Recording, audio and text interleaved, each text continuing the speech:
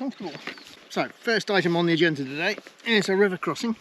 I reckon I could probably get across that in my boots with my poles without getting my feet wet.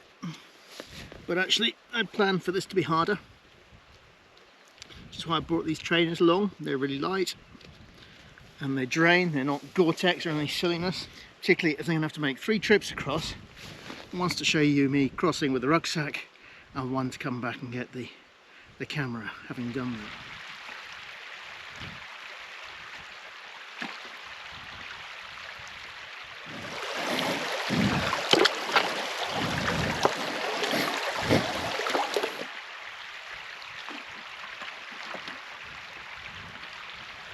Now, I watched Darwin on the trail, who's a YouTuber, does lots of hiking, and I think he would just commit to getting your shoes wet and not carry boots. But I like the boots for the hills here. Also like them for the peat bogs.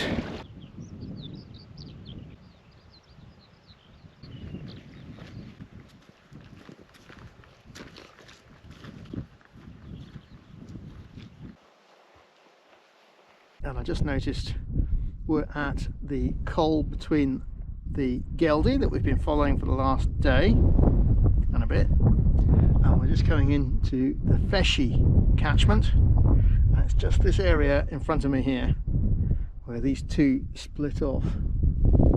This here's the Geldie, that's yesterday's mountain, first mountain, and this here is the Feshie. So theoretically, once I'm on the Feshie, downhill all the way, I've been coming up the Geldie, I'll be going down the Feshie.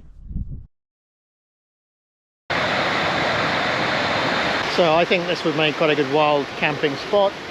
There's a kind of wreck of a shelter up there. The landlord's left his snowcat just over here. My rucksack's down there. We've got another little river to cross. I'm not even going to film it because it's beneath me, frankly.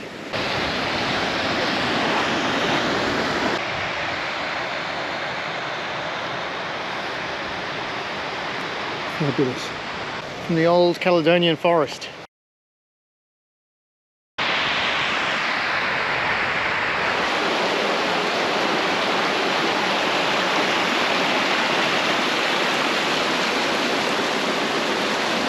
Sign me up for this, it's just spectacular.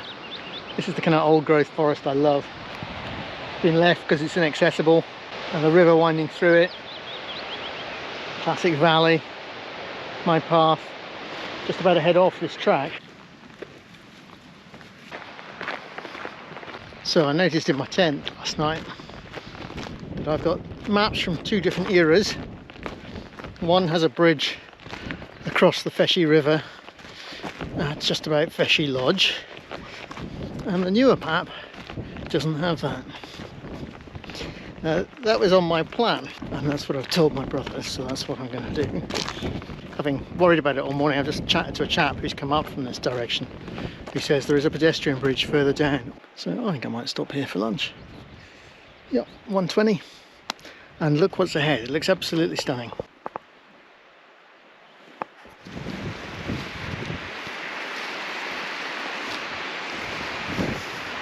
I think it's old Scots pine, natural, original growth.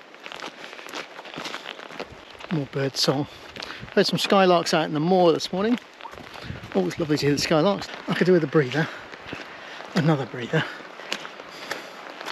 But lovely old forest. The path just about passable. Quite easy to mistake it and take a dive off down to the river. Just had a wee brew up of soup at the bothy. And quite a nice kind of honorary guardian, I think I might call him. Had a long chat with him, full of the joys of walking in this area and the regrowth of the Scots forest here with all the native woodland. And it really is a fantastic bothy. Quite a different example of anything I've ever seen or stayed in Scotland. I've stayed in a couple down in the borders and I'd rather camp.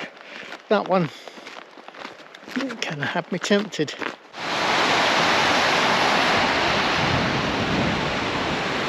This is my last campsite on this trip.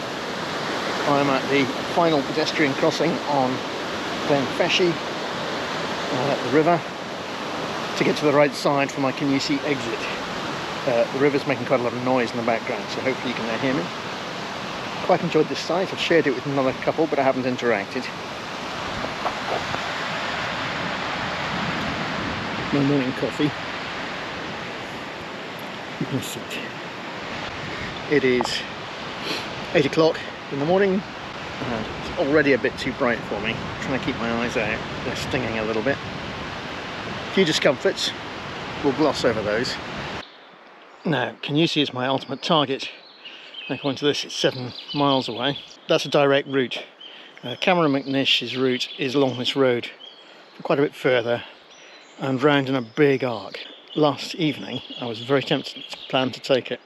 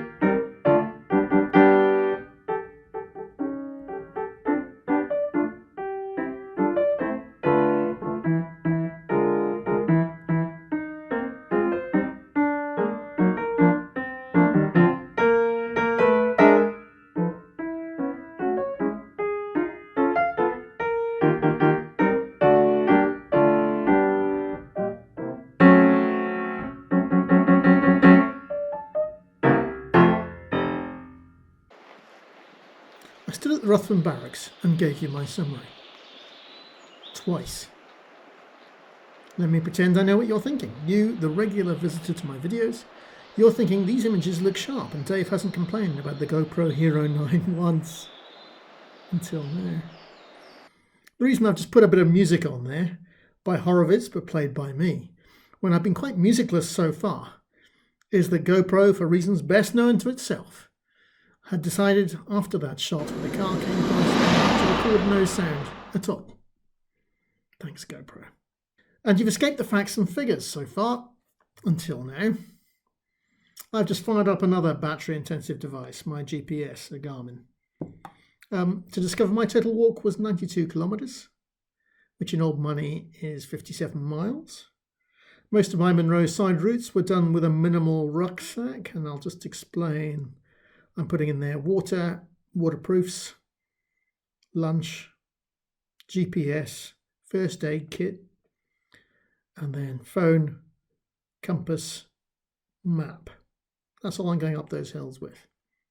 But back on Scotland's National Trail, down in the valley floors, I'm carrying the full camping kit and caboodle. I'm leaving nothing behind. Hike it in and hike it out. Thank you for watching.